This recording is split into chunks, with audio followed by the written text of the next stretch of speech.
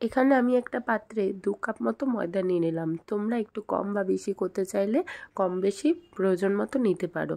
2 cup ময়দার মধ্যে দিয়ে নেব 4 চামচ টক দই। টক দই পরে আমাদের আরও লাগতে পারে, যেহেতু সম্পূর্ণ মিশ্রণটাই বানাবো আমরা টক দই দিয়ে। ততক্ষণ তোমরা গেস করতে থাকো কি বানাতে চলেছি। এর মধ্যেই কিন্তু আমি দিয়ে নিয়েছি 1 চামচ বেকিং সোডা, 1 চামচ বেকিং পাউডার। এই বেকিং সোডা আর বেকিং পাউডারটা দিয়ে আমি দইটা ফেটিয়ে নিচ্ছি। তোমরা দেখতে পাচ্ছ তো দইটা কিন্তু বেশ ভালো রকম ফেটিয়ে নিয়েছি। তোমরা চাইলে অন্য পাত্রেও ফাটাতে পারো, আবার ময়দা যেই পাত্রে মাখবে সেই পাত্রেও ফাটিয়ে নিতে পারো। এই যে আমার দইটা ফেটানো হয়ে গেছে, আমি এবার 2 মিনিটের জন্য রেস্টে রাখছি। তোমরা চাইলে আরও কিছুক্ষণের জন্য রাখতে পারো। 2 মিনিট হয়ে গেছে, আমি সেই ফেটানো দইটা দিয়ে ময়দাটা একটু মাখা মাখা করে নিচ্ছি। এখনও গেস করতে পারলে না তো কি বানাচ্ছি? তোমরা গেস করতে থাকো। গেস করে আমাকে কমেন্ট বক্সে অবশ্যই জানাবে। তবে বানাচ্ছি খুব সহজ উপায়ে খুদে কাদাদের পছন্দের একটা জিনিস। এখন আমি দিয়ে নিলাম 1 চামচ চিনি, 1 চামচ নুন। তোমরা তোমাদের স্বাদ মতো কম বেশি অবশ্যই ব্যবহার করবে। দিয়ে নিলাম 1 চামচ বাটার, আর প্রয়োজন মতো সামান্য আরেকটু দই। এবার ওটা দিয়ে সম্পূর্ণ ময়দাটা মাখবো। দই আমাদের পরে আবারও প্রয়োজন হতে পারে, কারণ সম্পূর্ণ মিশ্রণটা দই দিয়েই মাখবো। কোনো সাদা তেল অথবা কোনো গরম জল অথবা জল ব্যবহার হবে না। সম্পূর্ণ দই দিয়েই এটা মাখতে হবে। দেখতে পাচ্ছ আমি কিন্তু আবার দই নিয়ে নিলাম। তোমরা তোমাদের প্রয়োজন মতো দই ব্যবহার করতে পারো। ময়দাটা আমাদের সম্পূর্ণই দই দিয়ে মাখতে হবে, তবে কিন্তু স্বাদ আসবে আর মাখাটাও সুন্দর হবে। আমরা এখানে জল ব্যবহার করতে পারবো না। দেখতে পাচ্ছ আমার কিন্তু মাখাটা খানিকটা হয়েই এসেছে।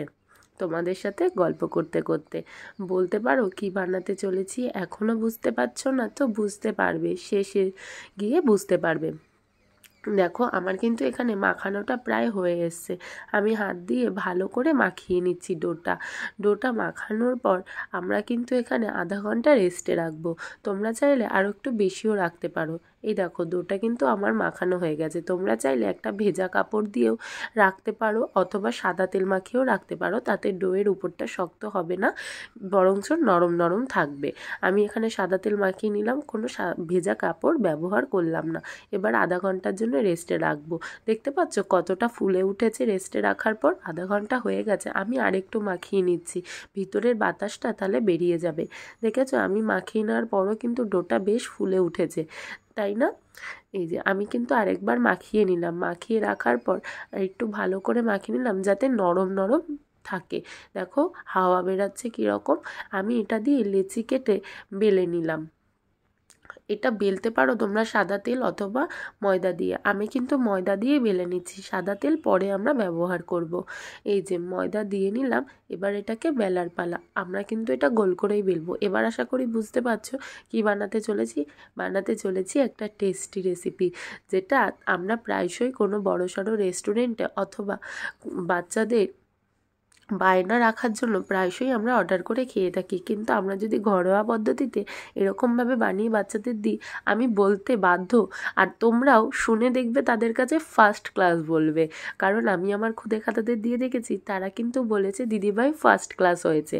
দেখো আমি যে পাত্রে বানাবো সেই পাত্রে সাদা তেল মাখিয়ে নিলাম, সঙ্গে আমি যেটা বেললাম সেটাও আমি রেখে নিলাম। এটা হাত দিয়ে শেপ দিয়ে নিচ্ছি। এবার বুঝতে পারছো তো? হ্যাঁ, পিৎজা বানাতে চলেছি আজকে ঘরোয়া উপায়ে, খুব সহজ পদ্ধতিতে, খুব কম কিছু ব্যবহার করে। তোমরাও ঘরে এভাবে কম কিছু ব্যবহার করে তোমরাও ঘরে এভাবে পিৎজা বানাতে পারো খুব সহজ উপায়ে। বাচ্চারাও কিন্তু খেয়ে বলবে যে খুব সুস্বাদু হয়েছে। আমি এখানে একটা প্যানের মধ্যে প্যানটা খানিকটা গরম করে নিয়ে আমি কিন্তু এখানে সাদা তেল দিয়ে নিলাম। আমি মাংসটা আগেই ম্যারিনেট করে রেখেছিলাম আদা রসুন বাটা, ভিনিগার, লেবুর রস এবং খানিকটা লঙ্কার গুঁড়ো, নুন এবং হলুদ দিয়ে আমি ম্যারিনেট করে রেখেছিলাম প্রায় 2 ঘন্টা মতো। 2 ঘন্টা ম্যারিনেট করে ফ্রিজার করে রাখার পর আমি সেটা বের করে একটু ফ্রাই করে নিচ্ছি। চিকেনটা যদি তোমরা প্রথমেই ফ্রাই করে নাও তাহলে টেস্টটা বরঞ্চ ভালো আসবে, এবং আমি যেহেতু মাইক্রো ওভেনে করছি সেহেতু চিকেনটা আলাদা করে ফ্রাই হবে না ভালোভাবে, তাই আগেই ফ্রাই করে নেব। তোমরাও আগেই ফ্রাই করে নিও। দেখো কীরকম কষা কষা একটা ভাব চলে এসছে, দেখো রং চলে এসছে এবং এটা কিন্তু বেশ নরমও হয়ে গেছে। আমি টেস্ট করে নিয়েছি। এটা সম্পূর্ণভাবে ফ্রাই করার পর ওই একই ফ্রাই প্যানে আমি কিন্তু টমেটো আর পেঁয়াজটাও ফ্রাই করে নিলাম। আমার কাছে ক্যাপসিকাম সেই মুহূর্তে ছিল না বলে আমি ক্যাপসিকামটা স্কিপ করে গেছি। তোমাদের কাছে ক্যাপসিকাম থাকলে অবশ্যই তোমরা ক্যাপসিকামটা ব্যবহার করবে, তাতে স্বাদটা আরও খুব সুন্দর আসবে। আশা করি তোমরা সেটা জানো। এই যে আমার কিন্তু হয়ে গেছে এখানে ভাজা। এবার এখানে আমি দিয়ে নেবো 1 চামচ মতো শেজওয়ান চাটনি আর টমেটো সস আর সামান্য মিওনিজ। তোমরা চাইলে পিৎজা চাটনি বানিয়ে নিতে পারো। আমি কোনো পিৎজা চাটনি বানাইনি, আমি এই মিশ্রণটা দিয়েই দিয়েছি। খুব টেস্টি হয়েছে, বিশ্বাস করো খুব টেস্টি হয়েছে। এই যে দেখতে পাচ্ছ আমি কিন্তু মাখিয়ে নিলাম। মাখানোর পর এবার এক এক করে পেঁয়াজ, টমেটো আর চিকেন দিয়ে সাজিয়ে নেব। এটা আমাদের বেক করতে বেশি সময় লাগবে না। যদি তোমরা গ্যাসে করো তাহলে প্রথমে কড়াইটা ফ্রি হিট করে নেবে, তারপরে তার মধ্যে কড়াইয়ের মধ্যে একটা স্ট্যান্ড দিয়ে তার উপরে একটা থালা, অবশ্যই সেটা স্টিলের হলে খুব ভালো হয়, স্টিলের একটা থালার মধ্যে পিৎজাটা দিয়ে ফ্রি হিট করা ওই কড়াইটার মধ্যে পিৎজাটা দিয়ে তোমরা সেটা ঢাকা দিয়ে রাখতে পারো 5 থেকে 7 মিনিট। দেখবে পিৎজাটা বেশ নরম। তোমাদের সাথে গল্প করতে করতে আমি কিন্তু এখানে দেখতে পাচ্ছ চিজ দিয়ে নিয়েছি। চিজ দিয়ে আমি এখানে ওভেনে দিয়ে নিয়েছি। আমি এখানে সময় দিয়েছি 5 থেকে 6 মিনিট। আমার কিন্তু পিৎজাটা প্রায় রেডি হয়ে এসছেই বলা যায়। দেখতে পাচ্ছ আমি এখানে সময় দিয়ে নিলাম। আমার পিৎজাটা প্রায় হয়ে এসছে। আমার পিৎজাটা যেহেতু হয়ে এসছে, তো আমি তোমাদেরকে বলবো তোমরা টেস্ট করে আমাকে প্লিজ কমেন্ট বক্সে জানাবে যে কেমন হয়েছে। আমার খুদে খাদারা কিন্তু বলেছে খুব টেস্টি হয়েছে। তোমরা খেয়ে আমায় জানাবে। ভালো থেকো।